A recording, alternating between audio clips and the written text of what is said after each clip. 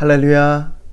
주 안에서 사랑하는 성도님들, 오늘은 9월 28일 한 주가 시작되는 월요일입니다. 시편을 애쓰다 15일차를 맞는 날이고 시편 31편과 32편을 쓰는 날이죠. 저는 개인적으로 요새 참 하나님께서 주시는 큰 은혜를 누리고 있습니다. 특별히 매일 이 시편의 말씀을 읽고 또 묵상하고 해설 영상을 준비하면서 저 개인적으로 하나님께서 오늘은 어떤 은혜를 주실까 이런 기대감이 생기더라고요. 그래서 그런 기대를 가지고 기도하고 하나님께서 그 은혜의 메시지를 주시면 그게 너무나도 기쁘고 또 감격스럽고 그걸 또 여러분하고 함께 나눌 수 있다는 것이 너무나도 소중한 시간이 됩니다. 마치 1일 연속극 준비하거나 또 보는 것 같은 그런 느낌이 듭니다. 여러분도 그러시죠? 오늘도 그런 기대와 소망을 가지고 주님의 말씀 앞으로 우리가 나아가도록 하겠습니다.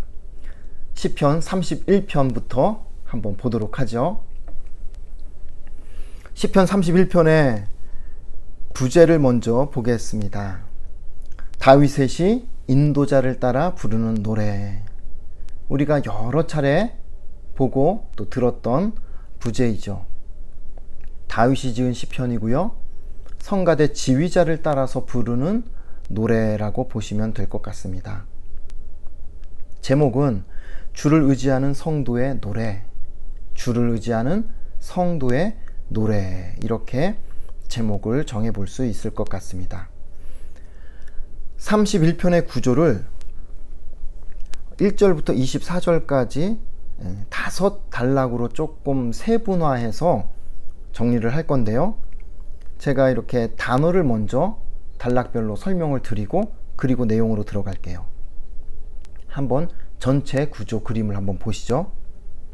1절과 2절은 구조 요청입니다. 구원해 달라는 요청이 되겠죠. 그리고 3절에서 8절은 확신을 담고 있고요. 9절에서 13절은 한탄하는 내용이 나옵니다. 14절에서 18절은 소망의 메시지가 담겨 있고요. 19절에서 24절은 찬양이 담겨 있습니다. 그러니까 여러분 이 5단락의 이 키워드 단어를 중심으로 스토리를 이렇게 한번 눈으로 상상을 해보세요. 다윗이 구조를 요청합니다. 그런데 믿음 없이 불안하게 구조 요청을 하는 것이 아니라 확신 가운데 하나님 앞에 구원을 요청하는 거죠.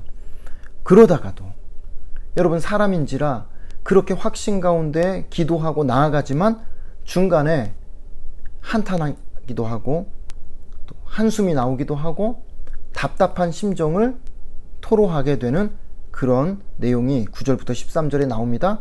그러나 한숨 쉬고 한탄하는 것으로 끝나는 것이 아니라 다시 또 소망을 갖게 됩니다. 확신을 갖게 되죠. 그리고 나서 마지막에 응답이 되어지면서 하나님 앞에 찬양으로 끝마치는 그런 시편이 31편이라고 할 수 있겠습니다. 자, 그러면 첫 번째 단락인 1절과 2절 구조 요청부터 한번 볼까요? 1절에 여호와여 내가 주께 피하오니 나를 영원히 부끄럽게 하지 마시고 주의 공의로 나를 건지소서. 주님께 피합니다. 나를 건지소서. 간절한 구조 요청입니다. 2절도 볼까요? 내게 귀를 기울여 속히 건지시고 내게 견고한 바위와 구원하는 산성이 되소서. 여러분 얼마나 다윗이 다급하면 속히 건져주소서, 속히 건져달라고 기도하죠.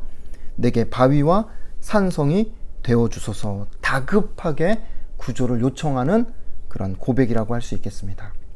3절부터 8절까지는 뭐라고 말씀드렸습니까? 확신. 어떤 확신을 고백하는가? 3절부터 한번 다윗이 기도하면서 가진 확신을 우리가 함께 보겠습니다. 3절에 주는 나의 반석과 산성입니다. 그러니 나를 인도하시고 지도하소서. 이런 내용입니다. 4절의 내용을 요약하면 주는 나의 산성입니다. 그러니 나를 그물에서 빼내소서. 5절은 나의 영을 주의 손에 부탁합니다. 나의 영을 주님의 손에 의탁합니다. 부탁합니다. 전적인 의지와 신뢰를 보여주고 있습니다. 신약 성경에 가면 예수님이 이 말씀을 마치 인용이라도 하듯이 십자가상에서 고백을 하죠. 누가복음 23장 46절에 예수께서 큰 소리로 불러 이르시되 내 영혼을 아버지 손에 부탁하나이다 하고 이 말씀을 하신 후 숨지시니라, 이렇게 기록이 되어 있죠. 내 영혼을 아버지 손에 부탁합니다 했던 이 예수님의 이 고백이 다윗의 고백과 일치하는 고백이 됩니다. 6절은 어떤 확신을 고백하는가? 썩어질 우상을 믿고 사는 자들을 내가 미워하고 오직 여호와를 의지합니다. 7절에서는 주께서 나의 고난을 보시고 내 영혼의 아픔을 아셨습니다. 이걸 확신한다는 거죠. 그래서 주의 인자하심을 기뻐하며 즐거워합니다. 8절은 나를 넓은 곳, 시편에서 넓은 곳이라는 단어가 나오면 항상 안전한 곳이다, 이렇게 여러분이 그 의미를 이해하시면 됩니다. 나를 넓은 곳, 안전한 곳에 세우셨음이니이다. 이렇게 해서 다윗이 확신을 고백하고, 그리고 나서 9절부터 13절까지 한숨이 또 나오는 장면이 기록이 되어 있습니다.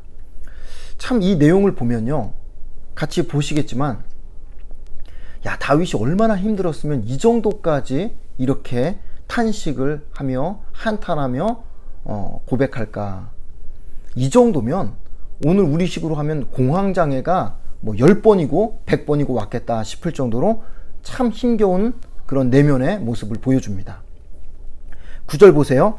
고통 중에 근심으로 인해 시력과 체력과 영성이 바닥까지 내려갔습니다. 완전히 소진이 된 거예요. 10절에 나의 죄로 인해 뼈가 약해질 정도로 슬픔과 탄식으로 하루하루 내 인생을 보내고 있습니다. 11절은요. 대적들이 나를 욕합니다. 이웃들은 나를 피해 다닙니다. 뭐 완전히 왕따가 된 거죠. 12절은 마치 내가 죽은 사람과 깨진 그릇 같습니다. 죽은 사람 같다는 거예요. 깨진 그릇 같다는 거예요. 내가 사람들의 기억 속에서 잊혀진 사람 같습니다. 마지막 13절, 한탄하는 마지막 13절, 나를 비난하는 소리를 들으니 두려움에 휩싸였습니다. 그들은 나를 치려하고 내 생명을 빼앗으려 합니다. 모든 사람이 다윗을 향해서 손가락질하고 비난하고 정죄하니까 여러분, 이게 한 사람, 두 사람, 10사람, 100사람 한마디씩 이렇게 비난의 화살을 던지면요, 사람이 제대로 살 수가 없습니다. 밥도 제대로 못 먹는 거죠. 그냥 완전히 속이 썩어 문드러진다는 표현이 바로 이 9절부터 13절까지 다윗이 지금 겪고 있는 이런 내면의 고통이라고 말씀을 드릴 수 있겠습니다.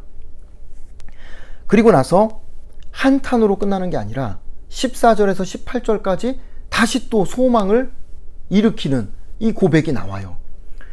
이런 상황인데도, 정말로 죽을 것 같은 상황인데도 다윗이 소망을 잃어버리지 않더라는 거죠. 자, 어떤 소망을 가지고 있는가? 14절에 여호와여 그러하여도, 이렇게 시작이 됩니다. 바꿔 말하면 아무리 그렇게 죽을 만큼 힘들어도, 아무리 사람들이 그렇게 나를 비난하고 욕하고 나를 공격해도 나는 어떻게 한다고 말합니까? 주를 의지합니다. 주는 내 하나님이 되십니다. 라는 고백이에요. 소망을 갖는 거죠. 15절에 나의 앞날은 주의 손에 있습니다. 원문을 보니까 나의 앞날이라고 할 때 이 앞날이 그냥 이 단어만 보면 한국식으로 해석하면 먼 미래를 이야기하는 것 같습니다. 나의 앞으로의 미래. 그런데 그게 아니라 원문에서는 나의 시간들이라고 그렇게 번역을 하거든요. 그렇다고 한다면 나의 앞날이라고 하는 것은 단순히 내가 걸어갈 앞에 있는 시간이 아니라 과거, 현재, 미래, 내 삶 전체를 포괄하는 단어가 나의 앞날이라는 단어로 표현이 되고 있는 겁니다. 16절은요.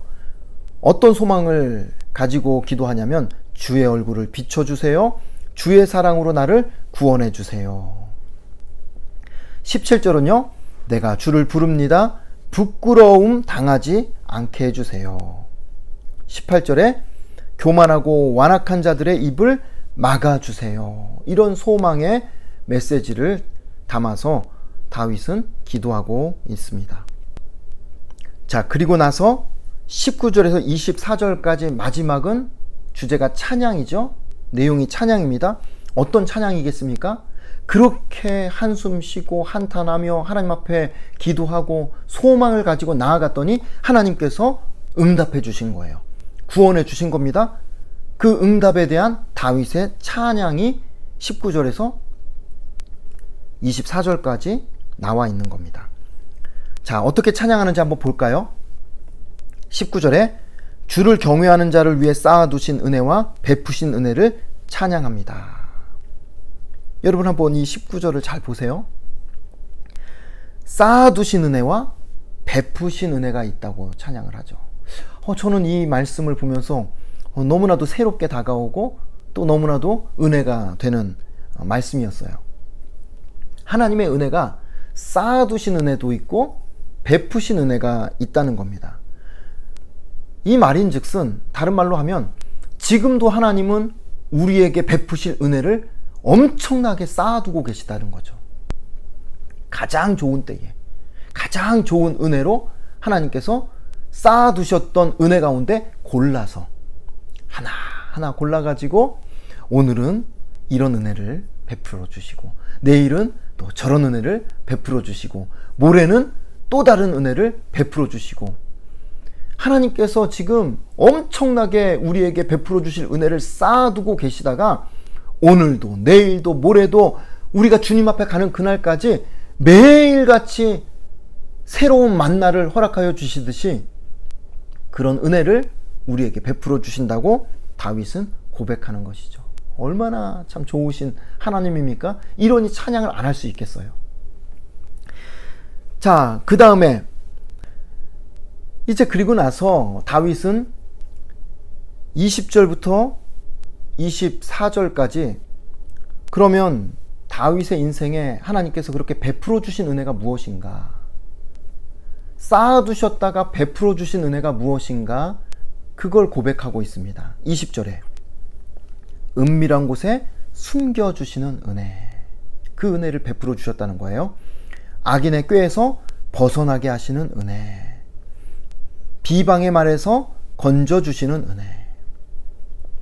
21절로 가면 놀라운 사랑을 보여주신 은혜. 22절에 모든 소망이 끊어졌을 때 나의 기도를 들어주신 은혜.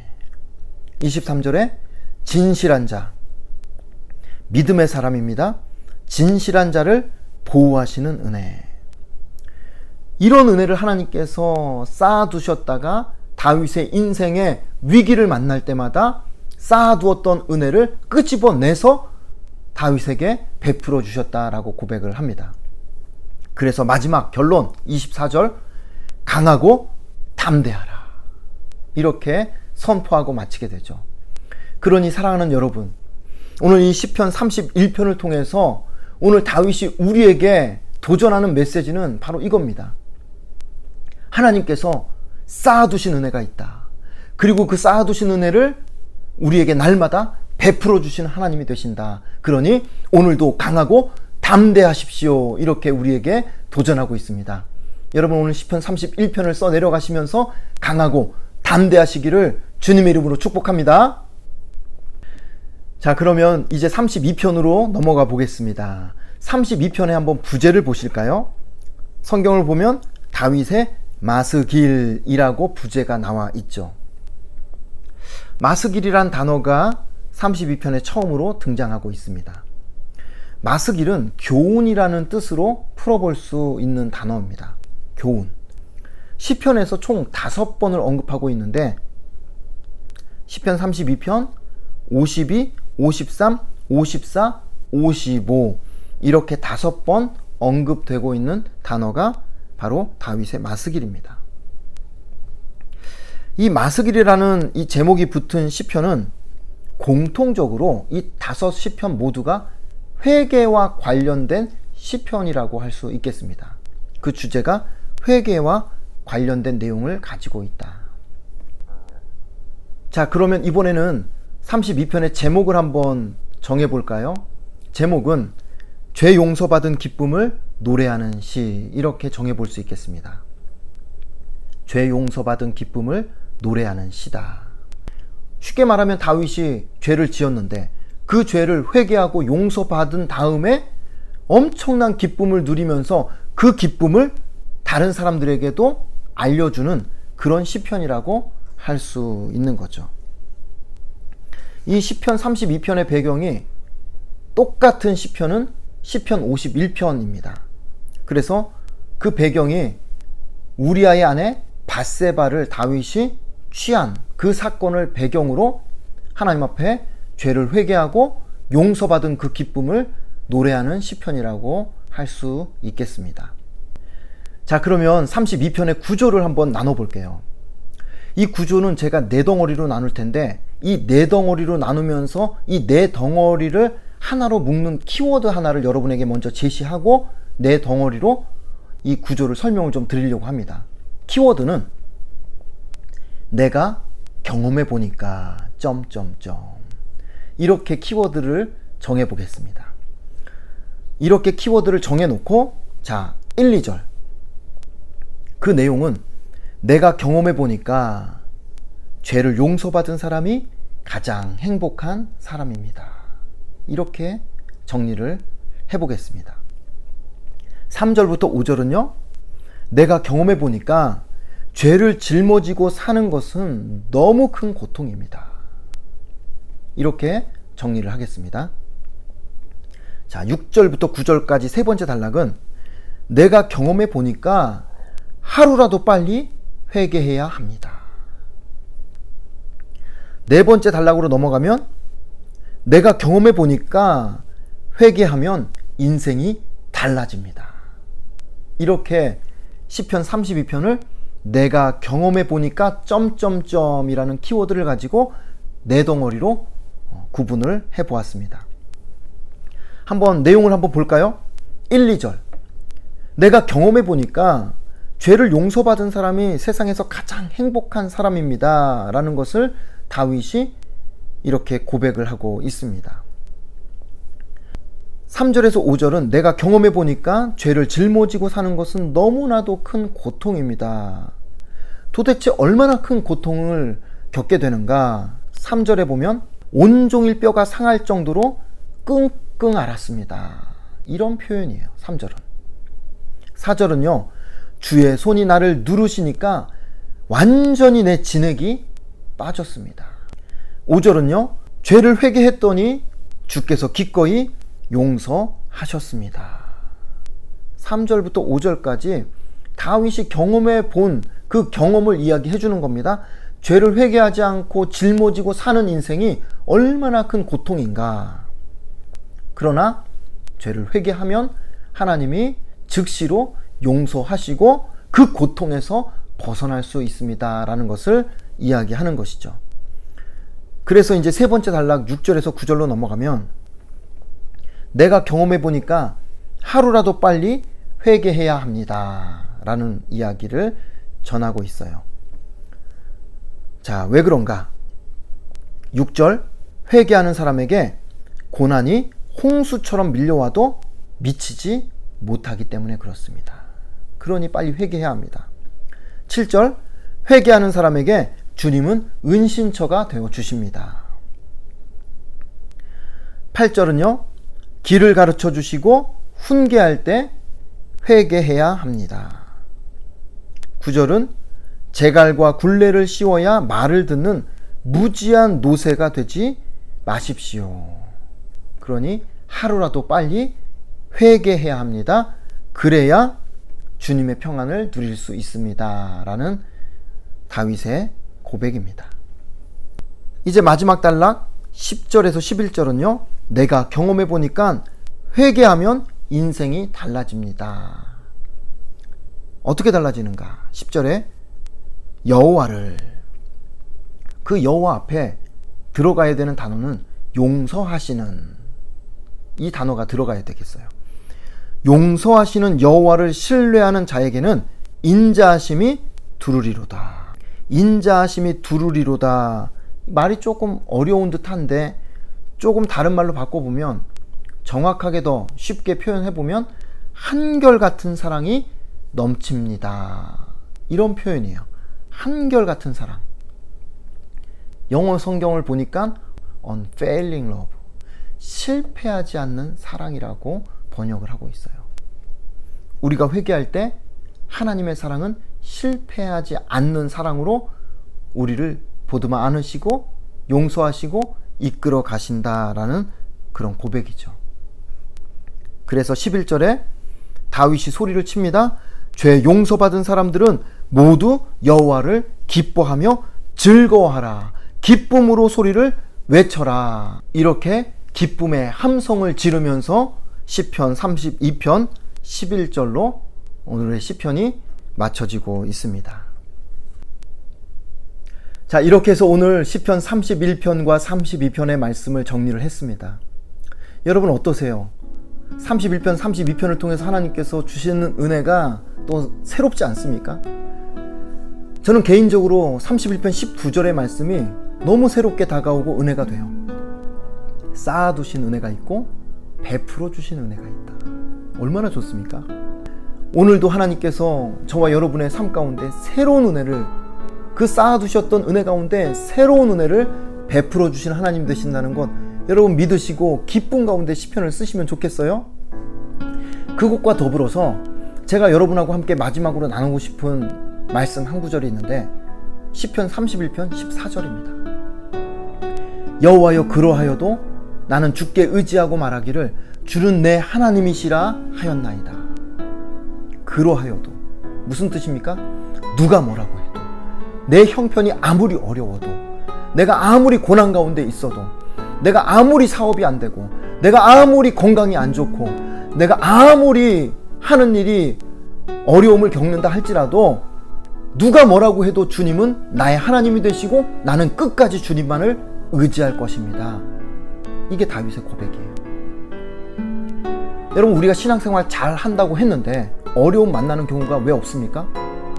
온 가족이 정말로 전심전력해서 예배 드리고 헌금도 드리고 봉사도 하고 정말 최선을 다해서 신앙생활을 해왔는데 생각지도 않게 사업에 어려움이 닥치기도 하고 암 진단을 받기도 하고 자녀가 직장 문제, 또 취업의 문제, 입시 문제로 참 많은 마음의 우울함을 겪기도 하고, 왜 그런 문제가 없겠습니까? 그럴 때 주변에 믿지 않는 가족들, 친척들, 그리고 직장 동료들, 친구들, 이웃들, 그 사람들은 어떤 생각을 하냐면요, 하나님 믿는다고 하는 사람인데 어떻게 저런 어려움을 겪을 수 있을까? 이런 생각을 한다는 거죠. 아니, 예수 믿는다는 사람이 뭐 그렇게 사업이 안 돼? 하나님 그렇게 잘 믿는다고 하는 사람이 자녀가 뭐 그렇게 대학에서 떨어져? 왜 취업이 안 돼? 왜 결혼을 못 해? 별의별 얘기를 다 합니다. 여러분 들어보셔서 알 거예요. 지금 내가 겪고 있는 이 고난도 고난이지만 이 고난이 문제가 아니라 위로한답시고 한다는 그 한두 마디 말이 더 비수를 꽂아요. 위로는커녕 계속해서 하나님을 욕하고 예수 믿는 사람을 그렇게 비난하는 그런 한마디 한마디 불신자들의 그 비난과 정죄가 정말 말할 수 없이 고통스러운 메시지가 되더라는 거죠. 그럴 때, 바로 그럴 때 다윗의 이 믿음의 고백이 필요한 거예요. 여호와여 그러하여도 나는 주님을 의지합니다. 주님은 나의 하나님이 되십니다. 이 고백이 저와 여러분에게 필요하다는 겁니다. 하나님이 어떻고 뭐 교회가 어떻고 예수 믿는 사람들이 어떻고 아무리 그들이 욕을 한다 할지라도 나는 주님을 의지합니다. 여호와 하나님은 나의 하나님이 되십니다. 사람은 실패해도 하나님은 실패하지 않습니다. 내가 무너지고 실패할지언정 하나님은 무너지는 법이 없습니다. 실패하는 법이 없습니다. 여러분, 하나님을 신뢰하며 믿음으로 나아가시기를 주님의 이름으로 축복하고 싶어요. 하나님은 무너진 자리에서 나를 일으켜 세워주시는 하나님이 되십니다. 내 실패를 다 긁어 모아가지고 하나님께서 역전시켜 주시는 하나님이 되십니다. 여러분, 이런 고백이 저와 여러분의 고백이 될 수 있기를 축복하고 싶습니다. 그러니 사랑하는 성도 여러분, 오늘 우리가 이런 믿음의 고백을 가지고 시편 31편 32편을 써 내려간다고 한다면, 저는 오늘 저와 여러분의 삶 가운데 분명히 더 큰 은혜가 임할 것이라고 확신합니다. 오늘 하루 보물 같은 그 하나님의 귀한 은혜, 엄청나게 쌓아두신 그 하나님의 은혜, 하나님 앞에 요구하십시오. 달라고 하십시오. 오늘도 새로운 은혜를 달라고 하나님 앞에 기도하며 나아갑시다. 하나님께서 정말 놀라운 은혜를 오늘 우리 가운데 부어주실 줄로 믿습니다. 여러분, 승리하십시오. 힘내십시오. 내일 또 다시 뵙겠습니다.